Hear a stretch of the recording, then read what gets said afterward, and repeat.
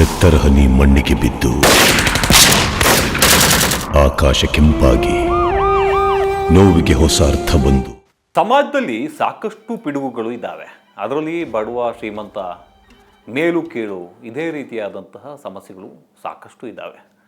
ಈ ಹಿಂದೆ ಕಳೆದ 10 ವರ್ಷದ 20 ವರ್ಷದ ಹಿಂದೆ ಇದ್ದಂತಹ ಒಂದು ಮೇಲು ಕೀಳಿನ ಭಾವ ಅಥವಾ ಯೋಚನೆಗಳು ಅದೀಗ ಸ್ವಲ್ಪ ಕಡಿಮೆ ಆದಂತೆ ಕಾಣಿಸ್ತಾ ಇದೆ.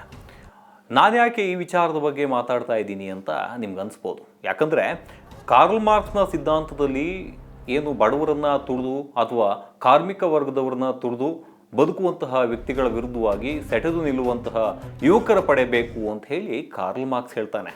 ಕಾರ್ಲ್ ಮಾರ್ಕ್ಸ್ ಹೇಳುವಂತಹ ವಿಚಾರಕ್ಕೆ ಧ್ವನಿ ಕೊಡುವಂತಹ ಕೆಲಸವನ್ನು ಇಲ್ಲಿನ ನಕ್ಸಲರು ಮಾಡ್ತಾರೆ.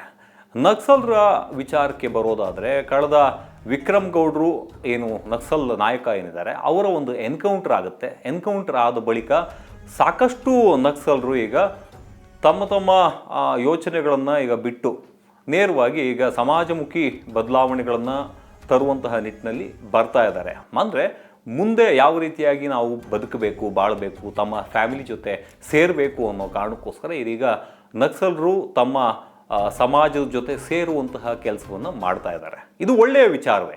ಈ ತಾರಕ ಅಂತ ಹೇಳಿ ಮಹಾರಾಷ್ಟ್ರದಲ್ಲಿ ಅವರ CM, ಅಲ್ಲಿ ಮಹಾರಾಷ್ಟ್ರದ CM ಆಗಿರ್ತಕ್ಕಂಥ ದೇವೇಂದ್ರ ಫಡ್ನವೀಸ್ ಅವರ ಬಳಿ ತಾರಕ ಅವರ ನಕ್ಸಲ್ ಆಗಿರ್ತಕ್ಕಂಥ ತಾರಕ ಅವರ ಜೊತೆ 11 ಜನ ನಕ್ಸಲರನ್ನು ಕರ್ಕೊಂಡು ಹೋಗಿ ದೇವೇಂದ್ರ ಫಡ್ನವೀಸ್ ಅವರ ಮುಂದೆ ಶರಣಾಗತಿ ಆಗುವಂತಹ ಕೆಲಸಗಳನ್ನು ಮಾಡ್ತಾರೆ. ಇಲ್ಲಿ ಶರಣಾಗತಿ ಅನ್ನೋದನ್ನ ನಾವು ನೇರವಾಗಿ ಹೇಳೋದಕ್ಕಾಗಲ್ಲ. ಯಾಕಂದರೆ ಇಲ್ಲಿ ಅವರಿಗೆ ಇರ್ತಕ್ಕಂಥ ಸಮಸ್ಯೆಗಳು ನೂರಾರು ಇರ್ತವೆ.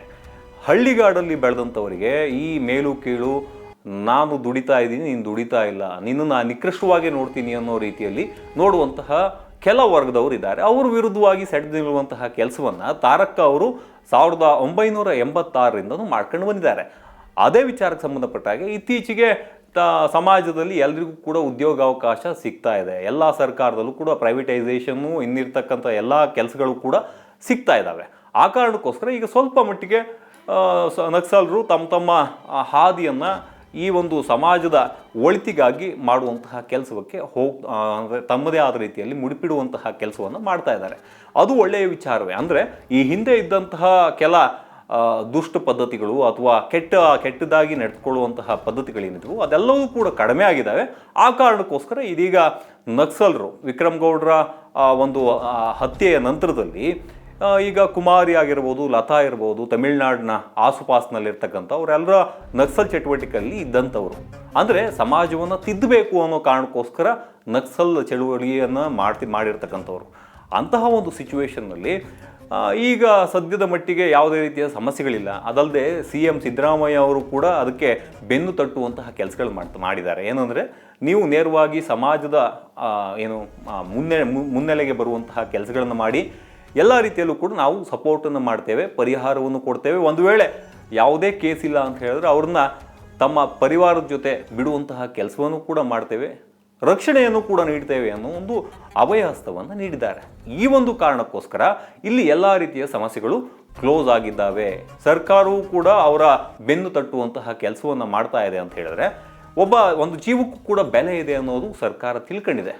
ಆ ಕಾರಣಕ್ಕೋಸ್ಕರ ಎಲ್ಲ ಕಡೆಯಲ್ಲಿರ್ತಕ್ಕಂಥ ಮಾವೋವಾದಿಗಳಿರ್ಬೋದು, ನಕ್ಸಲರಿರ್ಬೋದು ಈ ಒಂದು ಜಾಗಕ್ಕೆ ಬಂದು ಸರ್ಕಾರಕ್ಕೋ ಅಥವಾ ನ್ಯಾಯಾಲಯಕ್ಕೋ ನೇರವಾಗಿ ಬಂದು ಅಲ್ಲಿ ಶರಣಾಗತಿ ಆಗುವಂತಹ ಕೆಲಸವನ್ನು ಮಾಡ್ತಾ ಇದು ಒಳ್ಳೆಯ ಬೆಳವಣಿಗೆ. ಯಾಕಂತ ಹೇಳಿದ್ರೆ ಇಲ್ಲಿ ಮೂಢನಂಬಿಕೆಗಳಿರ್ಬೋದು ಅಥವಾ ಅನಾಚಾರಗಳಿರ್ಬೋದು, ಬೇರೆ ಬೇರೆ ವಿಚಾರಗಳಿರ್ಬೋದು, ಇಲ್ಲಿ ಮೇಲು ಕೀಳು ಅನ್ನೋ ಒಂದು ವಿಚಾರಗಳು ಕೂಡ ಸಾಕಷ್ಟು ಕೇಳಿಬರ್ತಾ ಇದ್ವು. ಅಂದರೆ ಬಂಡವಾಳಶಾಹಿಗಳು ಬಡವರು ಅವರನ್ನು ದುಡಿಸ್ಕೊಂಡು ಅವರ ತುಳಿತಕ್ಕೆ ಒಳಗಾಗುವಂತಹ ಜನರೇನಿರ್ತಾರೆ ಅವರು ಸಾಕಷ್ಟು ಜನ ಇದ್ದಾರೆ. ಅದೆಲ್ಲವೂ ಕೂಡ ಈಗ ಪರಿಹಾರ ಆಗಿದೆ ಅನ್ನೋದು ಸ್ಪಷ್ಟವಾಗಿ ಗೊತ್ತಾಗುತ್ತೆ. ಆ ಕಾರಣಕ್ಕೋಸ್ಕರ ಇಲ್ಲಿ ಯಾವುದೇ ಹತ್ಯೆ ಆಗಿರ್ಬೋದು ಅಥವಾ ಎನ್ಕೌಂಟರ್ ಆಗಿರ್ಬೋದು ಆ ಕಾರಣಕ್ಕೋಸ್ಕರ ಬಂದಿದ್ದಾರೆ ಅಂತಲ್ಲ. ಇಲ್ಲಿ ಸಮಸ್ಯೆಗಳು ಬಗೆಹರಿದಿದ್ದಾವೆ. ಆ ಸಮಯದಲ್ಲಿ ನಡೆದಂತಹ ದುರ್ಘಟನೆಯಿಂದ ಹೊರಗಡೆ ಬಂದು ತಾವು ತಮ್ಮ ಸಮಸ್ಯೆಗಳನ್ನು ಬಗೆಹರಿಸ್ಕೊಂಡು ಇಲ್ಲಿ ಸಮಾಜ ಜೊತೆ ಒಟ್ಟೊಟ್ಟಿಗೆ ಸಾಗುವಂತಹ ಕೆಲಸವನ್ನು ನಕ್ಸಲರು ಈಗ ಮಾಡ್ತಾ ಇದ್ದಾರೆ. ಇದು ಒಳ್ಳೆಯ ಬೆಳವಣಿಗೆ.